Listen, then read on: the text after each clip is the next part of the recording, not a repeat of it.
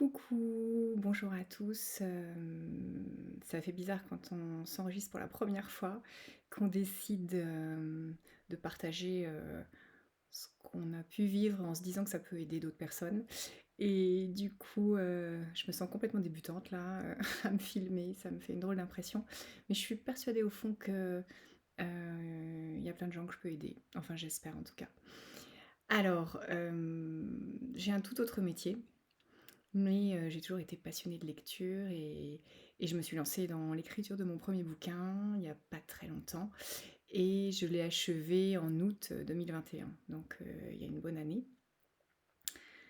En un mot, qu'est-ce qui fait, je pense, qu'on écrit un livre? Je pense que c'est quand on est, un peu hors équilibre, que ce soit dans le positif ou dans le négatif. Finalement, il naît une création de quelqu'un, de quelque chose, quand on est, je pense, soit très heureux, qu'on a plein de choses à exprimer, soit très malheureux, et qu'il en sort on a aussi besoin de sortir ça de soi pour aller mieux. Donc je pense que dans les 2 cas de figure, quand on est un petit peu en dehors du régime stationnaire, c'est là qu'on se sent créatif, que ça soit pour écrire un livre, pour composer une musique, pour quoi que ce soit.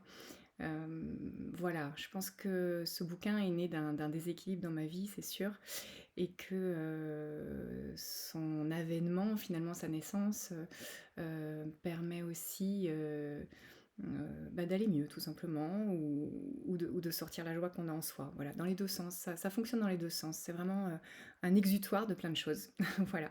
Donc ce livre a vu le jour et là, quand on n'est pas du tout dans ce milieu, la seule chose qu'on a envie de faire, c'est que tout le monde le lise, que les gens, se régalent, que les gens, ressentent des émotions en le lisant et donc pour ça, il faut des lecteurs. Alors comment faire pour avoir des lecteurs? Et ça, je pense que c'est vraiment un parcours, du combattant quand on part de rien, qu'on n'est pas connu et j'avais envie de vous partager, mon cheminement. Voilà, sans vous dire où j'en suis aujourd'hui. Les choses vont se faire au fur et à mesure et je pense que vous allez m'accompagner sur, ce chemin. Alors, quand il a vu le jour, donc il y a une bonne année de ça, j'ai commencé par écouter des vidéos, tout azimut pour essayer de comprendre comment on faisait pour être choisi par un éditeur, comment faire. Alors bien sûr, partout on parlait d'envoyer son manuscrit aux maisons d'édition, c'est très classique, mais à force d'écouter, des vidéos, j'ai compris que finalement il y avait un chemin qui était pas mal, c'était de passer par un agent littéraire. Alors, un agent littéraire, bon, comme son nom l'indique, hein, comme l'agent d'un acteur finalement, c'est quelqu'un qui va promouvoir la personne, qui va croire en son artiste et qui va essayer de le porter, de le vendre finalement aux éditeurs, en l'occurrence, quand il s'agit d'un écrivain. Donc c'est un état d'esprit qui est pas du tout français.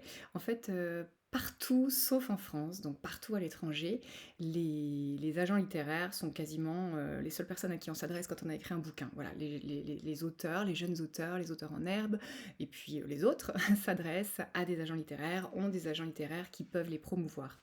En France, c'est moins de 10 des gens qui font appel aux agents littéraires et ce sont souvent des auteurs super connus, qui ont fait leur chemin, qui ont été démarchés après par un agent littéraire et qui finalement se reposent sur eux par la suite. Mais finalement, écrire à un éditeur, essayer de se faire repérer et puis même quand on est choisi finalement, hem, défendre son contrat, essayer de se représenter le mieux possible, c'est quand même un métier qu'on ne connaît pas forcément quand on a fait autre chose dans sa vie, qui est pas forcément du tout notre compétence ni notre dada.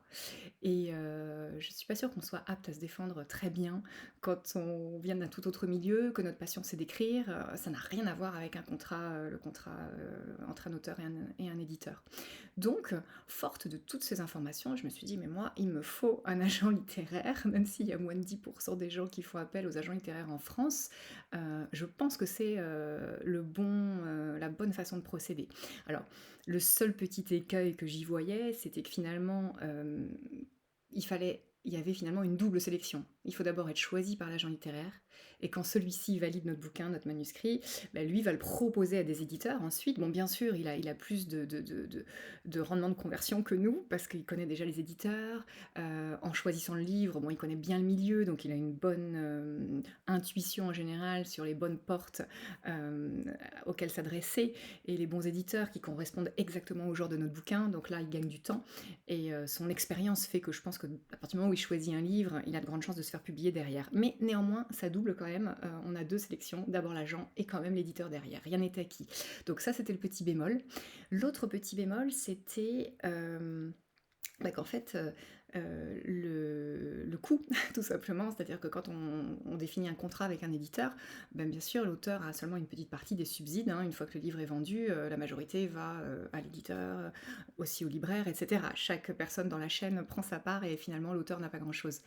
Si on ajoute dans cette chaîne une autre personne, un agent littéraire, il va falloir lui aussi le financer, lui aussi le régler, et ça enlève encore une petite partie. Alors ça, en fait, je pense qu'on peut vraiment oublier ce côté négatif. Après avoir bien étudié, j'ai compris que finalement l'agent littéraire, par son expérience, était capable de négocier finalement un contrat vis-à-vis d'un éditeur bien mieux que nous. Et finalement, le gain qu'il va faire sur ce contrat, ben, finalement, ça correspond à peu près à ses subsides et à ce qu'on va lui donner, à ses rétributions. Voilà. Donc, financièrement parlant, c'était à peu près une opération blanche. Par contre, l'énorme intérêt, c'est que finalement, une fois qu'un agent littéraire nous a choisis, eh bien, c'est son métier de nous défendre, c'est son métier de nous amener finalement vers le bon éditeur, de nous guider sur le marketing, de nous guider sur la publicité. Lui, il a un réseau qu'on n'a pas du tout, pour aller, bah, pour que le jeune écrivain puisse être présent dans les salons littéraires, puisse être présent dans les émissions de télévision, au niveau des journaux, dans les rubriques littérature, etc., etc. Et ça, nous, on part de rien quand on est un jeune auteur. Donc tout ça fait que tout compris, je me suis dit ok, c'est pas du tout mon métier, et puis c'est pas mon truc non plus à vrai dire que de me pencher sur un contrat. Franchement, j'ai pas de valeur ajoutée là-dedans, j'en suis certaine, c'est pas là qu'il faut que je passe mon temps. Donc je me suis vraiment convaincue qu'il me fallait un agent littéraire. Ok, donc juste avant une petite parenthèse quand même, faites bien attention quand vous écrivez un bouquin, pensez à le faire protéger. Adressez-vous à la SGDL, la Société des gens de lettres, et on peut comme ça bah, finalement sauver protéger son écrit.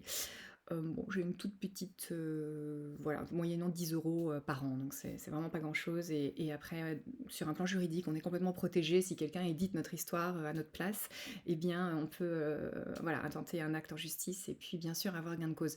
Bon, la seule chose, moi, que je vois, c'est que encore faudrait-il s'apercevoir que quelqu'un nous pirate. Voilà, je pense on est loin de lire tous les livres qui paraissent, on est loin de regarder tous les films, toutes les histoires qui paraissent, il y en a tellement chaque année que encore faudrait-il s'apercevoir que notre livre est piraté. Voilà. Mais bon, sur le principe, je pense que c'est important de se protéger quand même quand on débute et quand on croit en notre histoire, quand on croit dans ce qu'on a écrit. Ok, donc j'étais partie, j'ai commencé à ausculter les agents littéraires en France. Il y a des sites qui recensent ces agents. Et alors là, cruelle des illusions, en fait, les agents littéraires en France, d'abord, il n'y en a pas beaucoup, parce que c'est pas du tout une mentalité française. Et en plus, ces gens-là, finalement, se sont spécialisés dans des auteurs qui sont déjà connus.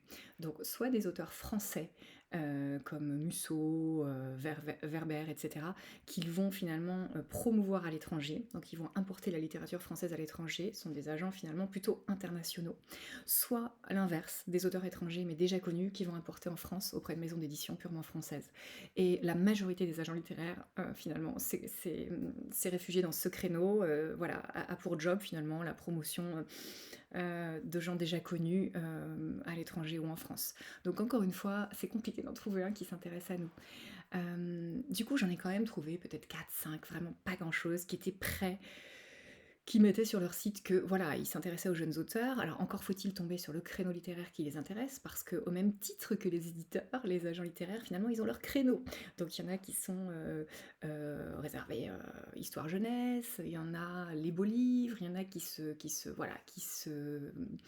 spécialisent dans tel ou tel créneau. Et finalement, bon, moi c'était un roman, pourtant tout ce qu'il y a de plus on a presque envie de dire banal, classique, peut-être le livre par excellence auquel on pense quand on pense livre, eh bien non, il n'y en a pas tant que ça finalement qui se spécialisent dans les romans. Donc une fois éliminés tous ces agents littéraires voilà, qui se consacraient quand même plutôt aux gens connus, une fois éliminés toutes les rubriques qui ne correspondaient pas à mon bouquin, j'ai dû sortir 4, 5 personnes, j'ai téléphoné, j'ai eu des déceptions, même en téléphonant, je comprenais qu'en fait, c'était pas le créneau. Oui, que bon, OK, ils avaient mis sur leur site que peut-être, ils étaient ouverts aux jeunes auteurs, mais qu'en ce moment, il y avait pas le temps, que donc ils se consacraient à leurs auteurs déjà en place et cetera. Bon et j'ai laissé un message sur répondeur, je me rappellerai, toujours, j'ai eu la surprise de tomber sur un répondeur, auprès d'un des agents littéraires et là, un peu à l'instinct, bon, j'ai été spontanée, j'ai été un peu prise au dépourvu. J'ai laissé un message complètement spontané en disant que voilà, j'étais un petit peu ambitieuse, que j'avais écrit un bouquin et que même si j'étais absolument pas connue et que je débutais complètement, j'avais super envie que ce soit un agent littéraire qui s'occupe de moi. Je pensais que c'était son métier, pas le mien. Et en fait, j'étais complètement à l'instinct, à l'impro. Et j'ai laissé un message et en raccrochant, je me suis dit, mais qu'est-ce que t'as dit? Vraiment, ça va pas du tout. Et étonnamment, c'est peut-être quand on est le plus soi-même que ça fonctionne. Donc, 1 heure plus tard, j'ai eu un petit texto de la personne qui m'a dit super, je vous rappelle dans l'après-midi. J'ai sauté de joie. Je me suis dit, waouh, mon agent littéraire, ça y est, j'ai mon agent. Mon agent s'est décidé. Cette personne va s'occuper de moi. Ok. Donc, j'ai attendu avec impatience son coup de fil. Et là, bah, on a parlé un quart d'heure, 20 minutes, et elle m'a dit: «Bah, en fait, effectivement, je prends quasiment jamais, de nouveaux auteurs, mais votre petit message m'a interpellée, je l'ai trouvé super et j'ai eu envie de vous parler, je fais confiance à mon instinct, je marche beaucoup à l'intuition, j'ai très peu de temps et c'est pour ça que mon intuition prime et là, elle a été, en faveur de vous rappeler, donc voilà pourquoi je vous appelle». Donc on a parlé un tout petit peu et puis là, elle m'a dit: «Bah, écoutez, comme pour un éditeur, je vous donne mon mail perso, envoyez-moi, le PDF et puis une petite lettre d'accompagnement, voilà et un petit résumé, un petit synopsis de votre bouquin». J'ai sauté de joie, j'ai raccroché, pour moi, j'avais mon j'avais mon agent littéraire, c'était gagné et donc je lui ai demandé un petit peu l'échéancier et là, elle m'a dit, «Bah, écoutez, ne me pressurisez pas, c'est la rentrée littéraire, hein, on était en septembre, il y a environ 1 an de ça. J'ai beaucoup de choses à faire, mais je vous promets que je vais le lire et de toute façon, je reviendrai vers vous. Effectivement, soit il me plaît, on va plus loin, soit il ne me plaît pas et je vous dirai ce que j'en pense, je vous le promets, je vous donnerai mon point de vue». Donc, quoi de mieux finalement? On attend ni plus ni moins que ça. On a eu beau faire lire notre bouquin, allez, je dirais à 10 personnes dans notre entourage pour commencer, un peu mal à l'aise, d'abord une personne, une deuxième. Les retours sont plutôt pas mal, donc on tente quelques autres personnes, et puis on veut pas non plus trop le faire lire parce qu'on veut le publier. Donc le but, c'est peut-être pas de le faire lire à tout notre entourage de but en blanc. Donc on teste, on est encore un peu béotien, et là, quelqu'un du monde littéraire nous dit: «Je vais le lire et je vais vous le corriger». C'est le bonheur, il ne peut pas être mieux. Donc j'étais au septième ciel et j'ai raccroché, bon voilà, en me disant que j'avais mon agent et que bientôt je serais sur les têtes de gondole dans les librairies ou chez Cultura. Et donc on était en septembre, vers la mi-septembre 2021. Le temps a passé, j'ai attendu un mois, je me faisais beaucoup de... je voulais surtout pas être pressurisante auprès de cette personne qui a eu la gentillesse de venir vers moi, donc j'ai écrit un petit texto au bout d'un mois en disant bon, juste pour savoir où vous en êtes, et ne le prenez surtout pas comme une injonction à me répondre rapidement, mais est-ce que voilà, au niveau du timing, est-ce que vous avez pu commencer mon bouquin? Est-ce que vous avez l'espoir de le commencer d'ici quelques semaines? Voilà, je voulais avoir des nouvelles, évidemment, j'étais tout à trac, elle avait envie d'avoir un retour. Pas de réponse. Je me suis permise de refaire ça en novembre, non, en décembre. Et je m'étais laissée jusqu'à janvier. Et bah, les semaines passant, c'est vrai que la désillusion s'est un petit peu installée. Bon, j'ai jamais eu de nouvelles de cette personne.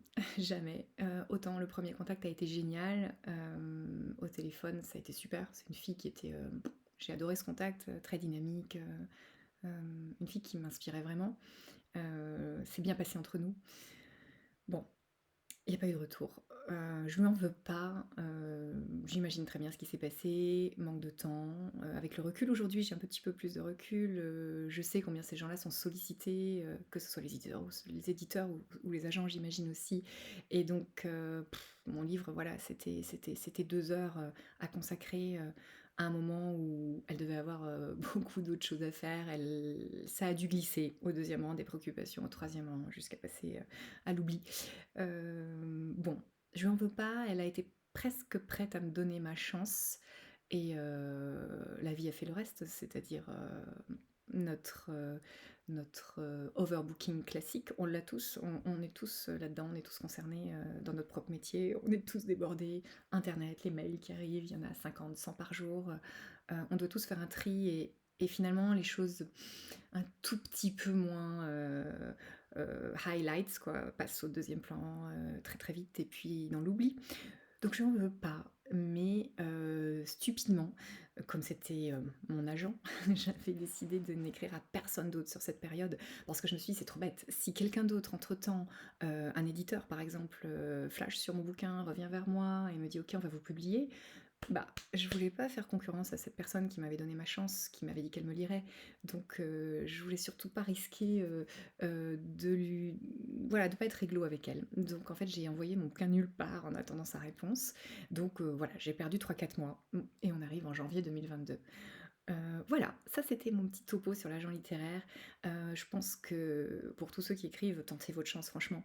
Après, je pense qu'en France, il y en a tellement peu que c'est difficile, hein, finalement de passer le cap, de l'illustre inconnu, à celui qui va être choisi. Heu, Peut-être, hein, surtout, ne vous brimez pas, mais c'est pas évident et je pense que la culture française, est un peu comme on a nos classes prépa, notre unicité et bien je pense qu'on a, notre système d'édition qui marche quand même encore aujourd'hui, à 95 avec des éditeurs à qui on envoie le manuscrit. Donc finalement, les classiques, ça reste statistiquement peut-être, la solution quand même, pour avoir le plus grande chance d'être édité un jour. Voilà. Par contre, quand on est connu, je pense qu'un agent littéraire, c'est top. Mais en première marche comme ça, c'est super chaud, de réussir à en convaincre un et à être choisi par celui-là. Voilà. Allez, je reviens bientôt pour, plein d'autres infos et la suite de l'histoire.